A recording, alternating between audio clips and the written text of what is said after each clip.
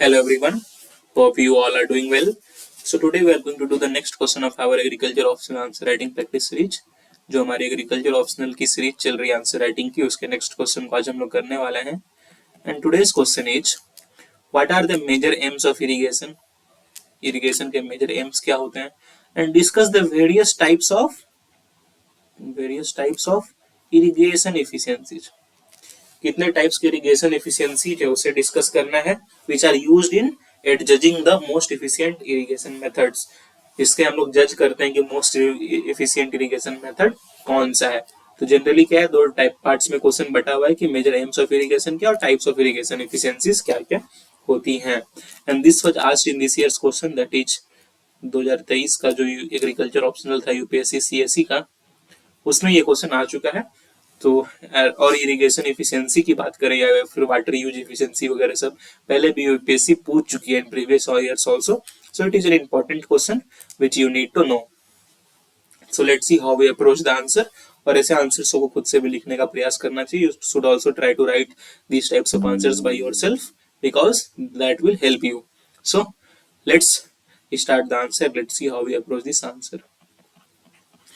तो सबसे पहले इंट्रोडक्शन में आप चाहो तो एक लाइन वन लाइनर कुछ भी लिख सकते हो. जैसे अगर आप चाहो यहाँ पे इरिगेशन का डिफिनेशन लिख सकते हो तो वन लाइन में the best definition of irrigation is man made means of supplying water. What is irrigation? Man made means of supplying water.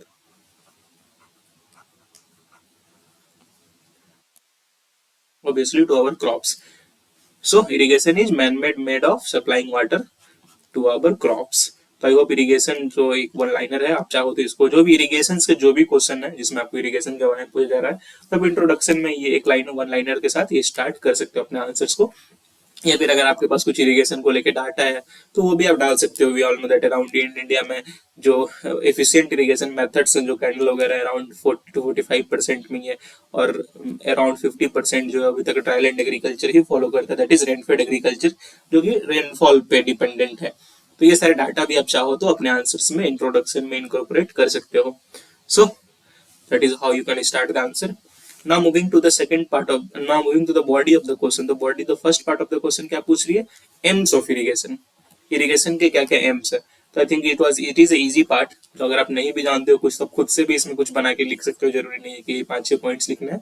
मैंने बस समझाने के लिए आपको जो इंपॉर्टेंट 5-6 पॉइंट्स है वो लिख दिए. अगर आप खुद से भी बना के लिखोगे तो यही सब 4-5 पॉइंट लिखोगे क्योंकि काफी कॉमन पॉइंट्स है. तो सबसे पहले क्या है? It ensures enough moisture essential for our plant growth. Overall सही बात है. अगर आप इरिगेशन नहीं डालोगे तो फिर मॉइस्चर सॉइल में कहाँ से आएगा? अगर मॉइस्चर नहीं रहेगा तो ओवरऑल प्लांट ग्रोथ अच्छी से कहाँ से होगी? तो it is an easy point कि मॉइस्चर प्रोवाइड कराता है. Secondly it's provide crop insurance against short duration crops. जो हमारे शॉर्ट ड्यूरेशन क्रॉप्स, अगर आप ऐसे भी ओवरऑल देखो तो जितने हमारे शॉर्ट ड्यूरेशन क्रॉप्स हैं तो उसमें क्या होता है कि वाटर की इरिगेशन जो है काफी ज्यादा हमें चाहिए होती है क्योंकि देखो उनके स्टेजेज भी तो जल्दी जल्दी आते हैं. जब वेजिटेटिव स्टेज हो जाए वो अगर स्टेजेज जो उनके इसमें फ्लावरिंग वगैरह होती है, फिर पॉड वाले कोई क्रॉप है तो उसमें पॉड फॉर्मेशन की जो स्टेजेस होती है तो उन स्टेजेस क्या होता है जल्दी फ्रीक्वेंटली होती है. अगर पहले तो 4-5 महीने का वो क्रॉप से शॉर्ट ड्यूरेशन है तो उसमें भी जल्दी जल्दी स्टेजिंग हो रही है तो इनफ मॉइस्चर सॉइल प्रोवाइड नहीं करा पाता है. तो जब तक हम लोग इरिगेशन नहीं करेंगे तब तक हमारा शॉर्ट ड्यूरेशन क्रॉप अच्छे से नहीं होगा. और ड्राउट में भी काफी हेल्पफुल होता है. जो भी ड्राउट होगा, शॉर्ट ड्यूरेशन ड्राउट्स होते हैं तो ड्राउट अगर हो रहा है तो फिर बिना इरिगेशन का तो कोई यूज है नहीं. तो इसीलिए तो ड्राउट्स वगैरह हो रही है जो भी क्रॉप्स वगैरह है उसमें हमें क्रॉप इंश्योरेंस का काम करता है. ड्राउट्स क्या हो रहा है? क्रॉप इंश्योरेंस प्रोवाइड करा. इरिगेशन ड्राउट है, अगर मॉइस्चर अवेलेबल नहीं है तो आप वहां पे इरिगेशन दे रहे हो. Insurance because it is protecting our crops. Cools the soil and atmosphere to provide suitable surrounding. Obviously soil और एटमॉस्फेयर को कूल करता है इरिगेशन और जो भी सराउंडिंग चाहिए क्योंकि एक्सेस हीट होगा तो फिर एक्सेस अगर सॉइल टेम्परेचर होगा तो हमारे प्लांट्स अच्छे से ग्रो नहीं कर पाएंगे. तो it also cools the soil. Wash out dilute harmful salts chemicals of soil. अब क्या होता है देखो, मान के चलो हमारी सॉइल है उसमें हार्मफुल सॉल्ट्स वगैरह सब है तो अगर आप इरिगेशन कराओगे तो जो इरिगेशन वाटर लीच होगा उसके साथ ये हार्मफुल सॉल्ट्स भी लीच हो जाती है. तो यहाँ पर से जो हमारा हार्मफुल सॉल्ट्स है वो वॉश आउट हो जाएगा या तो फिर डाइल्यूट हो जाएगा. Reduce hazard of soil piping. अब देखो सॉइल पाइपिंग क्या होता है, जैसे हमारा सॉइल है तो सॉइल के अंदर क्या होता है, हमारे पोर्स होते हैं. We all know that we have micro pores, that is small pores and macro pores. That is large pores. तो क्या होता है, जब हमारे पास पोर्स में वाटर अवेलेबल नहीं होता है, अब माइक्रो पोर्स को अलग करते हैं, मैक्रो पोर्स को लेकर समझो, दैट इज लार्ज पोर्स। जो भी लार्ज पोर्स होते हैं उसमें वाटर अगर अवेलेबल नहीं होता है तो क्या होता है, वो पोर्स इम्प्टी हो जाते हैं, दिस पोर्स बिकम इम्प्टी, वो खाली हो जाते हैं। और इससे क्या होता है, सब्सिडेंस का डर रहता है, सॉइल क्या होगी आपकी, धंस जाएगी, क्योंकि ये पोर्स खाली है। तो उसमें खाली स्पेसेस की वजह से क्या होता है, सॉइल यहाँ पे दबना शुरू हो जाती है, दब जाती है। और कहीं अगर आप माउंटेन्स एरिया में ये पोर्स वगैरह खाली हो तो वहां पे लैंडस्लाइड्स वगैरह का भी काफी डर रहता है, ठीक है। तो अब क्या हो रहा है, इरिगेशन दे रहे हो तो इन पोर्स में वाटर रहेगा, and when there will be water, तो जो सब्सिडेंस का डर है वो नहीं होगा। आपने रिसेंटली जो जोशीमठ वाली इंसिडेंट देखी थी, इसमें कितने ह्यूज अमाउंट में सब्सिडेंस था, तो उसकी भी एक रीजन ये थी। Although there were other reasons also associated कि टूरिज्म वगैरह का भी बढ़ चुका है, पर क्योंकि ग्राउंड वाटर वहां से काफी ज्यादा एक्सट्रैक्ट हो रहा है due to high population pressure, तो जो वहां पे ग्राउंड वाटर की जो पोर्स थी, जहाँ ग्राउंड वाटर स्टोर होता है, वो कि उसके कम होने की वजह से, वहाँ खाली स्पेस होने की वजह से भी वहां पे लैंड सब्सिडेंस देखने को मिला। पर खैर ये तो जीएस की बात हुई। ओवर आप एग्रीकल्चर फील्ड में भी देखो तो वहाँ सब्सिडेंस होता है इन स्मॉल अमाउंट्स, क्योंकि वहाँ के जो माइक्रो पोर्ट्स होते हैं वो खाली रह जाते हैं। तो दिस इज सॉइल पाइपिंग। तो सॉइल पाइपिंग की हैजार्ड को भी बचाने के लिए हमें क्या करना, इरिगेशन करते रहना होगा ताकि माइक्रो पोर्ट्स और मैक्रो पोर्ट्स में वाटर रहे। Soften the tillage pan. अब देखो टीलेज पैन में क्या होता है, जैसे हम टीलेज करते हैं, ठीक है, राइस की, पडलिंग की, टीलेज की, जो भी की, तो उसमें क्या होता है, नीचे पैन हो जाता है, पैन बन जाता है, ठीक है, टीलेज का पैन बन जाता है। जब वो ड्राई होता है सॉइल तो वहां पे पैन क्रिएट हो जाता है, काफी हार्ड पैन होता है। तो अगर आप इरिगेशन करते रहोगे तो वो पैन सॉफ्ट रहेगा, और फिर दोबारा टिलेज करेंगे तो उसमें आसानी से ये होगी। और इसीलिए पडलिंग में ये पैन क्यों बनता है, क्योंकि हमें वाटर को स्टोर करना होता है इनफील्ड, क्योंकि जब भी आप राइस का जो ट्रांसप्लांटेशन करते हैं तो वाटर स्टोर करने के लिए जो पडलिंग करते हैं उसमें ये पैन बन जाता है। तो उस पैन को भी, जो टिलेज पैन जिसे हम लोग बोलते हैं, उस पैन, वो पैन भी सॉफ्ट रहे उसके लिए भी हमें इरिगेशन जरूरी है। So these are the common names. और भी जो एम्स लग रहे हैं आपको की जरूरी है तो अपने आंसर्स में आप उसे लिख सकते हो, ठीक है।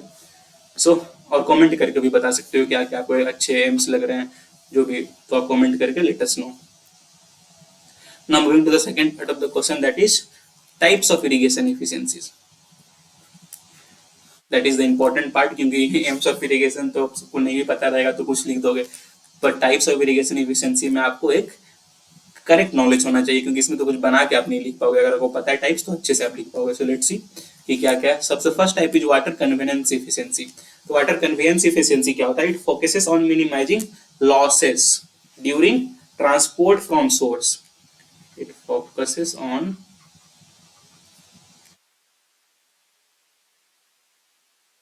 minimizing losses on transport from source।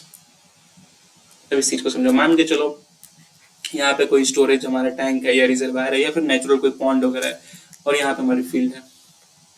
तो फील्ड तक तो हम इरिगेशन करने के लिए फील्ड के थ्रू, मान के चलो पाइप के थ्रू यहाँ पर वाटर ला रहे हैं, तब इस पाइप में सीपेज का भी डर है, लीकेज का भी डर है, लीकेज हो सकता है या फिर कहीं सीपेज हो सकता है, या फिर जो हमारा स्टोरेज है अगर वो ओपन है तो वहां से इवोपोरेशन भी होता है। तो इन सब चीज से क्या होता है कि हमारा लॉस हो रहा है वाटर का, ठीक है। तो वाटर कन्वेंस इफिशिएंसी में क्या होता है कि व्हेन ये सारी लॉसेस अधिक हैं तो हमारी इफिशिएंसी कम हो जाएगी वाटर की, ठीक है। तो it focuses on minimising losses from transport from source. जो सोर्स हम लोग ट्रांसपोर्ट कर रहे हैं उसमें कोई लॉस ना हो, चाहे इवोपोरेशन से, चाहे लीकेज से, सीपेज से। और अगर ये लॉसेस कम होंगे तो हमारी इफिशिएंसी क्या होगी, ऑब्वियसली हाई होगी। So this is water conveyance efficiency. Second is water application efficiency. It measures the proportion of water, it measures proportion of water delivered to the field that is effectively utilized by crops. They will deliver to the field that is effectively utilized by crops। तो क्या है, देखो अब application, that is application की हमारी क्या efficiency, जो हम लोग अप्लाई कर रहे हैं फील्ड में उसमें से वाटर कितना यूटिलाइज कर पा रहा है। अगर वाटर अधिक वाटर यूटिलाइज कर रहा है obviously our efficiency will be high. पर हम अप्लाई कर रहे हैं 100 लीटर्स और हमारे प्लांट्स क्रॉप्स यूटिलाइज कर रहे हैं मात्र 1 लीटर, तो ऑब्वियसली एफिशिएंसी लो। अगर हम लोग अप्लाई कर रहे हैं 100 लीटर्स, हमारा क्रॉप्स यूटिलाइज कर रहा है 5 लीटर्स, तो इससे एफिशिएंसी इसमें क्या होगी, हाई होगी। इसमें अप्लाई जितना कर रहे हैं उसमें कितनी क्रॉप्स यूटिलाइज कर रही है, that is water application efficiency. अब आ गया water use efficiency. It evaluates the amount of crop yield, evaluates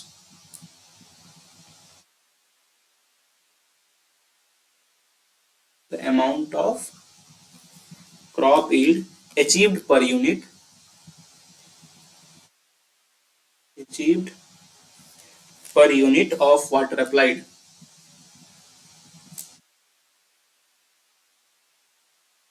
अब इसमें क्या हो रहा है कि कितना क्रॉप यील्ड हो रहा है, इसमें कितना क्रॉप यूटिलाइज कर पा रहा है, वो हम लोग चेक कर रहे हैं इन वाटर एप्लीकेशन इफिशिएंसी और वाटर यूज इफिशिएंसी में। क्या कि कितना क्रॉप यील्ड हो रहा है, जितना हम लोग वाटर डाल रहे हैं उसमें से कितना क्रॉप यील्ड हो रहा है। इसमें मान के चलो कहीं पे हम 100 लीटर वाटर, राइस की फील्ड है और वहां पे हमारा 10 केजी राइस हो रहा है, ये पैडी हो रहा है, जो भी आप बोलो।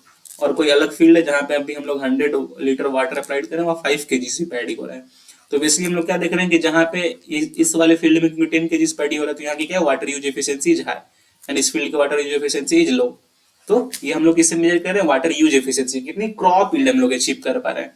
ठीक है, तो I hope you understand this. Next one is consumptive use efficiency. It is the ratio of consumptive use of water to the total amount of depleted from root zone. Ratio of consumptive use of water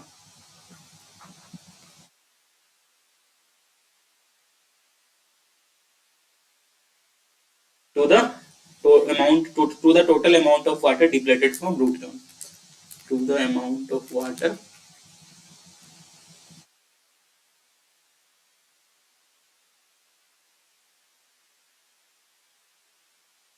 depleted from the root zone.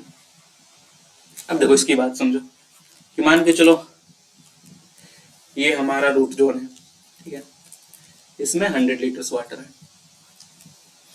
तो इसमें अब देखना क्या है हमें कि जो जितना भी 100 वाटर जो डिप्लेट हो रहा है रूट जोन से, उसमें कंजम्पशन कितना वाटर का हो रहा है। हो सकता है कुछ वाटर इसमें लीच भी कर रही होगी, कुछ वाटर इवोपोरेशन लॉसेस भी होंगे। तो अब इसमें क्या हो रहा है कि अगर लीच अधिक है, इवोपोरेशन लॉसेस अधिक है, तो हमारी क्या वाटर इफिशियंसी कम होगी, कंजम्पटिव यूज एफिशिएंसी कम है। और अगर जैसे जितना रूट जोन में वाटर है उसमें अधिक वाटर कंज्यूम हो रहा है और लॉसेस कम है, तो ऑब्वियसली हमारा क्या है, consumptive use efficiency is high. I hope you understand this. System efficiency हम लोग जितना ओवरऑल सिस्टम का, इंटायर इरिगेशन सिस्टम का एफिशिएंसी देखते हैं, फ्रॉम कन्वेयंस टू लेके